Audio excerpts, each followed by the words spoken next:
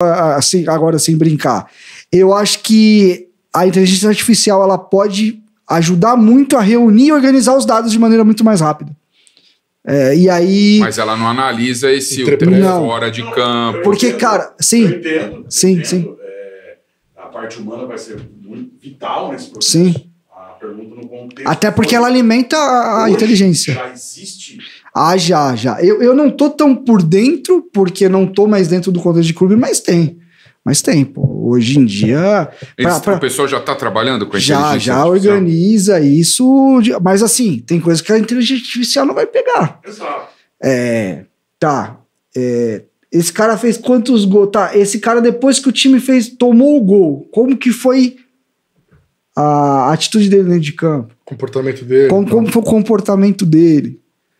Como é que é esse cara quando o companheiro faz gol e não é ele? Saca? São todas coisas que...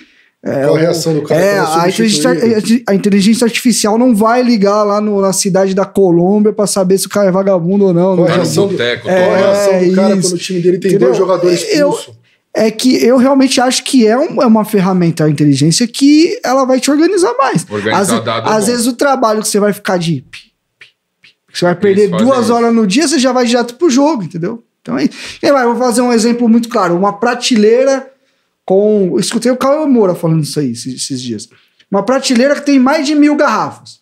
Se você for parar pra contar, você vai gastar uns 10 minutos ali contando. Mas você tirar uma foto na prateleira, você já resolveu o seu problema. Então, nesse sentido, eu acho que vale muito. E no futebol é a mesma coisa. Tem coisa que é braçal que você já consegue ir embora. Eu acho que o profissional consegue ver mais jogador, né? Renatinho, você falou sobre aqui no Brasil, é quase impossível o cara chegar e, entre aspas, que é um termo que é usado no futebol, roubar. Hoje não cabe mais isso no futebol brasileiro. Não, no lugar nenhum, cara. Não é só no brasileiro, não. No brasileiro não também. Roubar na metáfora do... tipo, o cara... Miguezão. Não, Miguel e tal. Eu falo roubar, tem que tomar cuidado com essa expressão, porque é uma expressão do meio do futebol, mas quem tá já fala, ladrão. Não, hoje não cabe mais no futebol o cara chegar aqui e dar migué. Não dá. E aí eu vou falar sobre o Memphis. Não que ele dê migué e roube, seja ladrão, não é isso. Mas a ideia que passa às vezes do Memphis em campo é de um cara, em alguns momentos... Displicente. Pouco interessado no jogo. Às vezes o que me parece ele tá interessado só quando o jogo é muito grande, ou quando ele tem a oportunidade de marcar, ele não se entrega muito. É a mesma visão que você tem ou eu tô sendo muito torcedor? Cara, eu vou voltar de novo pra questão do custo-benefício que vocês falaram. Eu não acho nem que o Corinthians hoje é um clube preparado para ter um jogador assim. E não porque ele é maior que o Corinthians. E não, foda-se o Memphis, não tem nada a ver. O que eu tô dizendo é muito mais no sentido de... Você tem uma estrutura de time pra ele poder jogar um pouco mais livre mesmo? Pra você abrir mão dele do sem bola? Porque eu prefiro deixar o Garro. Mais sem bola. Entendeu? Eu prefiro, por característica. E não quando eu tô falando que o Garro é melhor que o Memphis, não. Agora, a questão comportamental, aí é uma outra coisa que você, como um scout, você tem que saber. Eu olhar um jogador pro Corinthians, um jogador pro Flamengo, é completamente diferente. A cultura dos clubes é totalmente diferente. É o que você falou. O DNA é outro, né? É outra coisa. E eu não tô falando que um é bom e outro é ruim. Não tô falando isso. Por exemplo, dá um exemplo prático. Um exemplo prático, vai. O Flamengo é mais ofensivo, o Corinthians é mais ofensivo. O Flamengo ganha de 1-0, a torcida vai. O Flamengo é um time que precisa jogar com a bola. É um time que precisa tecnicamente ter jogadores com uma capacidade muito grande e tal. No futebol de hoje, precisam pressionar, precisam jogar sem bola também. O Corinthians já não. A torcida do Flamengo jamais aceitaria o Flamengo jogar com a marcação baixa no Maracanã. Então, com 5 minutos você fizer isso, o treinador sai expelido de lá. Os caras matam o cara no campo. O Corinthians já tem uma outra cultura. E quando você olha pro Memphis, você sabe que é um cara que tecnicamente vai te entregar. Mas no momento que o time começar a não ganhar e ele não dá o pinote, não dá o carrinho, não sei o que vai acontecer? Então é também uma leitura nesse sentido. É uma leitura primeiro de elenco. O elenco do Corinthians precisava de um jogador que nem o Memphis? Não. O Corinthians precisava de ponta. Tá claro, precisa no lateral. E ele e isso tem muito no futebol. O jogador mais técnico é o jogador... Isso é ensinado no futebol na base. Vocês já jogaram bola em escolinha. Eu era o que corria pro 10. E ele cresce com a ideia de que todo mundo vai correr pra ele. Se eu for formar jogadores num clube, eu vou olhar mais pra esses que estão correndo em volta. O estrelinha, ele, tecnicamente, o futebol ainda é técnico, e é nisso que vai resolver, mas não é mais só isso. O jogo tá cada vez mais físico, cada vez mais tático, cada vez mais mental.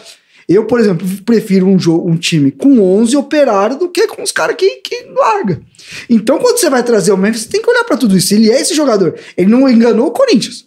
Ele sempre foi esse jogador. Você olha pra ele na Holanda, ele sempre foi esse jogador. Sempre foi esse estilo aí. Entendeu? Não acho que seja um cara de profissional, nunca ouvi nesse sentido nada, mas é questão de característica. Aí você gosta ou não, ele vai resolver o jogo. A vida dele foi só pro Augusto Melo jogar, dar uma satisfação pro torcedor, todo mundo sabe. Você falou de Corinthians e Flamengo. Quando falam de Corinthians e Flamengo, a comparação que eu faço em relação ao clube e às torcidas é de que a torcida do Flamengo vai no estádio fazer festa e a torcida do Corinthians vai no estádio rezar. A torcida do Corinthians não sente prazer de estar no estádio. Ela vai ao estádio para rezar, para fazer uma prece, para ver o time jogar. Estamos rezando muito. Não, é para ver o time jogar. E a torcida do Flamengo vai para fazer festa. Você vê o Maracanã, aquela puta festa, e tá tudo beleza. É a forma. Eu só falei isso porque é como o Flamengo se comporta. Se o Flamengo, eu sei porque eu trabalho na ESPN e é um programa. O programa que eu faço é um programa nacional. Antes, quando eu trabalhava, por exemplo, na Band, no Donos da Bola, era um programa regional. A gente falava muito mais de Corinthians. E o Flamengo é isso, a gente vê a torcida do Flamengo brava com o time se ele ganha de 2-0 do Cuiabá no Maracanã, por exemplo. Ela quer 5. E já a torcida do Corinthians sai soltando o rojão se ganhar de 1-0 do, que nem o Pascoal fala, do bala mistura na Neoquímica Arena. Então, é o DNA da torcida do Corinthians. Você acha que foi um erro do... na ocasião foi André Sanches, porque o Corinthians vinha aí, de caras que você trabalhou, inclusive, com aquela mentalidade mais defensiva de Tite, Mano Menezes, Carille. E aí um dia o cidadão chamado André Sanches inventou de contratar o Thiago Nunes para mudar a mentalidade do Corinthians, que vinha dando certo como foi o André que contratou o Thiago Nunes? 2019, não foi? Sim. André Sanches. E quis mudar a mentalidade para um time ofensivo, enfim, do dia para a noite, e a gente sabe o que deu, a história está aí para contar. Como é que você enxerga esse tipo de situação? Cara, eu acho que essa mudança de rota, ela precisa ser muito bem pensada e você tem que bancar. Você tem que insistir. O Corinthians nos últimos anos, e aí eu não falo nem de qualidade, ele vai de Jair Ventura para Vitor Pereira. Eu não tô falando que esse é bom, que eles são caras que pensam futebol de uma maneira muito diferente. E não só o Corinthians, todo mundo faz isso. Wagner Mancini passou. Entendeu? Eu acho que realmente um clube precisa dar esse passo. Mas eu não sei se o Corinthians era estruturado naquele momento para dar aquele passo. O Bayer, ele manda o Heinkens lá, o Jupp Heynckes lá, sim, campeão da Champions, para trazer o Guardiola. Ele queria dar esse passo. Mas ele era um clube estruturado, um clube economicamente ajeitado e tal. O Corinthians, quando dá esse passo, ele dá quando essa gestão começa o declínio.